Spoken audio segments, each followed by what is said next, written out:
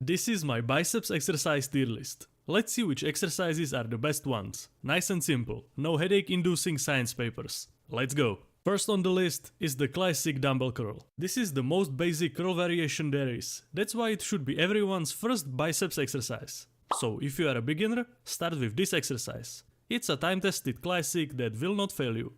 I'm going to put it in the A tier. The brother of the dumbbell curl is the barbell curl. From what I have seen, people are not rating this exercise very highly, but I beg to differ. In my opinion, this is one of the best biceps exercises out there. In my eyes, this is something like a compound lift for the biceps. And if you start treating it like it's a compound lift, you will see some great gains. In other words, most people train biceps at the end of their workout. It's the mindset of, I will throw in 3 sets of biceps at the end of my workout. This is a trap that most people fall into. How do you expect to get some biceps gains when every time that you train biceps, it's at the end of your workout, when you are already mentally and physically checked out? You wouldn't do bench press as the last exercise of your workout, would you? That's what I thought. So start treating your biceps as you would treat any major body part like chest, back or legs. Try starting your workout with the barbell curl while you are still fresh and focus on getting stronger on deadlift. For years, I thought that my biceps genetics were just bad, but when I transitioned from the 3 sets at the end of your workout mindset and started treating biceps like any other major body part, I started to see massive progress in terms of size and strength. The only problem with this exercise is that some individuals may experience wrist or forearm pain. In that case, I recommend using an easy bar. That will most likely take care of your discomfort. So I'm going to put the barbell curl into the S tier. When I already mentioned the easy bar, let's take a look at the close grip easy bar curl. Pretty much the same thing that I said about the barbell curl applies to the close grip easy bar curl. You might even find this variation a little bit better than the barbell curl, just because the way you can grip the bar might be more favorable for you. Without a doubt, this exercise also goes into the S tier. Next exercise is the hammer curl. You could theoretically say that this is more of a forearm exercise than a biceps exercise, just because of the fact that it mostly targets your brachioradialis, but I would definitely not neglect that part of your arm. It can drastically improve the way that your biceps looks like, especially if your biceps peak is very short and you have that big gap right there. If you increase the size of your brachioradialis, it might help you to make that gap appear visually a little bit smaller, thus making your biceps appear bigger. And if you are experiencing some shoulder discomfort while doing the hammer curl, try switching to the cable variation instead. The hammer curl is an awesome tool in the toolbox, and it for sure has its uses. That's why I'm going to put it in the B tier. While we are still on the topic of brachioradialis, let's talk about the reverse curl. The reverse curl is done with the overhand grip, which means that you will be mostly focusing your brachioradialis once again. But when I compare the reverse curl with the hammer curl, I find the reverse curl a little bit worse than the hammer curl. That's why it's going to be 1 tier below the hammer curl, so it goes into the C tier.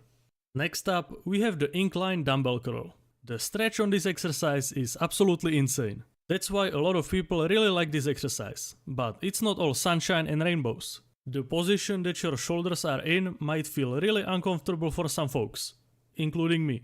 But if you don't experience any discomfort, this is a great exercise. I will put it in the A tier. But don't you worry, if you have some problems with the incline dumbbell curl, I have a solution for you. It's the behind the back cable curl. This exercise is basically the same movement as the incline dumbbell curl, but in my eyes, the behind the back cable curl is a little bit better than the incline dumbbell curl. Just because you will most likely find it more comfortable, and the constant tension from using the cable variation is simply amazing. That's why it goes into the S tier. Next exercise is the arm blaster. Even though this is technically not an exercise, I still feel like it's a good fit in this list. The arm blaster is perfect for learning how to activate your biceps, because it locks in your elbows and shoulders in the right position, and you can just focus on curling the weight with your biceps without worrying about anything else. So if you feel like that you can't really feel your biceps when you are curling, you might wanna give the arm blaster a shot. I'm going to put it in the A tier. Next up is the cheat curl. In my mind, cheat curls are a complete waste of time. If you are swinging with your hips to get the weight up, how do you expect your biceps to get bigger? And if you say that it's all about the negative reps on this exercise, I'm sorry to tell you, but if you have to swing like a madman to get it up, it's probably so heavy for you that there is no way that you can control it on the way down. But cheat reps are not always bad. For example, there is nothing wrong with using a little bit of body language when you are trying to grind out your last rep on the barbell curl. But doing multiple sets of cheat curls is not gonna get you anywhere. It might grow your ego, but it's definitely not going to grow your biceps. Cheat curls are gonna go into the D tier. But this is still not the worst biceps exercise that you can do. There is one more exercise that is even worse. We will look at it in a second. The next exercise on the list is the easy bar preacher curl. This exercise is absolutely amazing. The stretch and the contraction that you can get on this exercise is completely out of this world.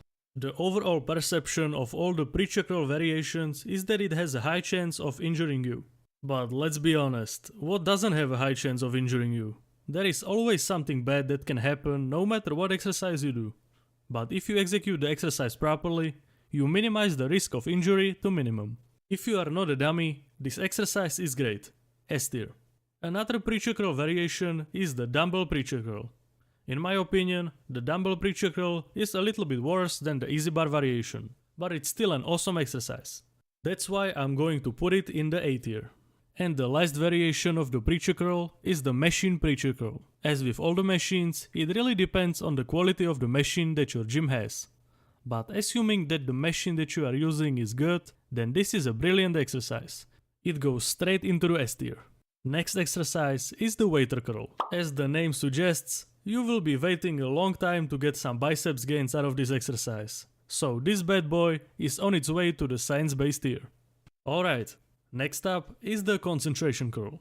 This is another great exercise. One cool technique that I love doing on this exercise is when one of my arms can do any more reps, I use my second hand to help bring up the dumbbell and then slowly control the negative.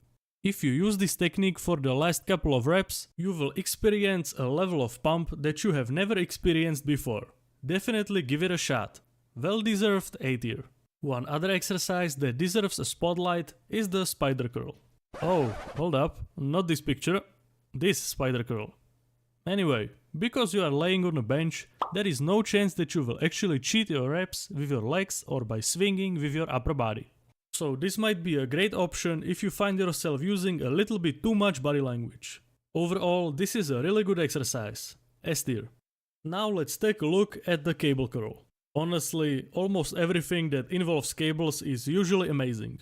As we all know, the constant tension that cables provide is great. And you might also find the cable variation more comfortable, but that's all up to your personal preference. Cable curl will go into the A tier. And this concludes my biceps exercise tier list. If you only had to take away one thing from this video, remember that if you really want your biceps to grow, you actually need to put in some effort and get out of the 3 sets at the end of your workout mindset with random weight and random exercise. This approach will keep your biceps forever small. And if you are interested in effective and easy to understand training plans that use all the S tier exercises, check out my website, link in the description. And as always, a big thanks to all the supporters on my Patreon. Did you like this video? Then you will for sure like this one too.